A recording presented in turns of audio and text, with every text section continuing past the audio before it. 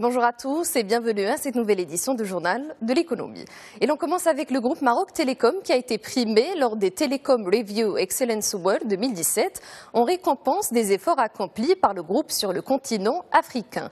Le groupe Maroc Télécom a remporté le prix du meilleur opérateur africain pour avoir desservi plus de 56 millions de clients, dont 50,7 millions pour le mobile dans les 10 pays où il opère.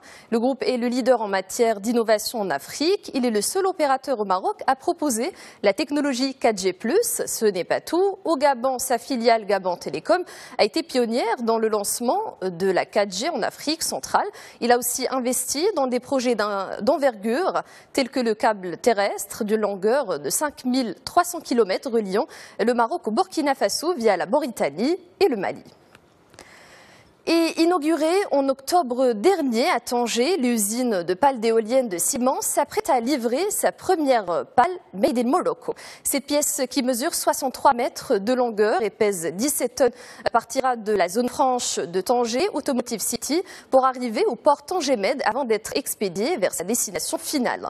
Cette opération d'envergure est une première au Maroc. Pour rappel, les pales pour éoliennes terrestres fabriquées dans l'usine tangéroise sont principalement destinées à l'exportation vers l'Europe, le Moyen-Orient et l'Afrique, ainsi que pour desservir les projets locaux de Siemens.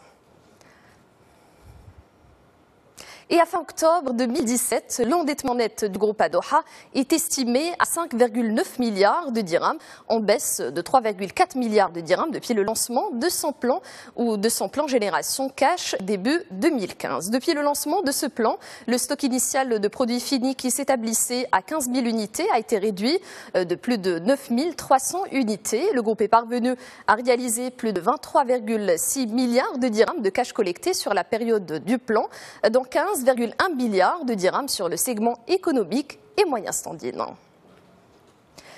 Et à l'international, l'Arabie saoudite a levé l'interdiction qui frappait depuis 35 ans les salles de cinéma. Le gouvernement a annoncé qu'il commençait immédiatement à accorder des licences et que les premiers cinémas devraient ouvrir leurs portes en mars 2018. Le projet fait partie d'un vaste programme de réformes destiné à réduire la dépendance du pays vis-à-vis du pétrole. L'Arabie saoudite devrait avoir plus de 3000 cinémas avec plus de 2000 écrans de projection d'ici 2030. Au plan purement économique, les autorités espèrent une contribution de 24 milliards de dollars du secteur à l'économie, 30 000 créations d'emplois directs et aussi 130 000 créations d'emplois indirects. Les Saoudiens dépensent des milliards de dollars chaque année pour voir des films et visiter des parcs d'attractions dans des centres touristiques voisins comme Dubaï.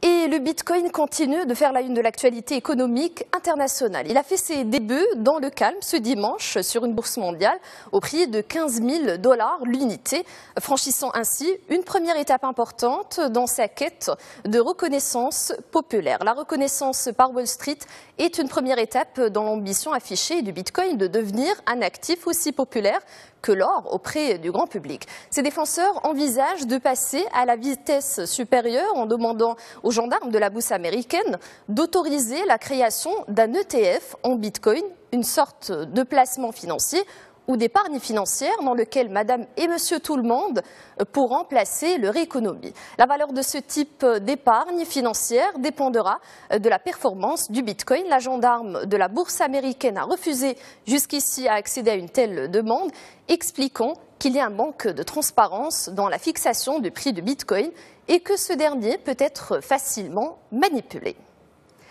Et pétrole pour clore cette édition. Les prix du brut ont reculé, inquiétude liée à l'augmentation de la production américaine qui pourrait limiter les efforts de l'OPEP pour soutenir le marché. Le brut perd environ 0,23% à 57,23 milliards ou 23 $ le baril. Une augmentation de la production américaine menace de faire dérailler les efforts déployés par l'Organisation des pays exportateurs de pétrole et un groupe de producteurs non membres de l'OPEP, y compris la Russie, pour rééquilibrer le marché en freinant la production. L'OPEP et d'autres producteurs de pétrole ont commencé à réduire leur production en janvier 2017 et prévoient actuellement de continuer à le faire en 2018.